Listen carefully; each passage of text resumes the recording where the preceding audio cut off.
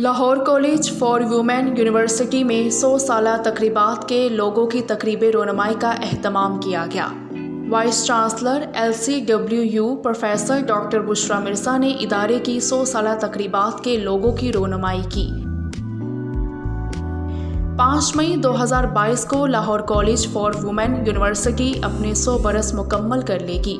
Lahore college نے 5 مئی 1922 کو hall road Lahore سے اپنی تعلیمی سرگرمیوں کا آغاز کیا۔ تقریب میں ڈینز، ڈائریکٹرز اور سینئر مینجمنٹ نے شرکت کی۔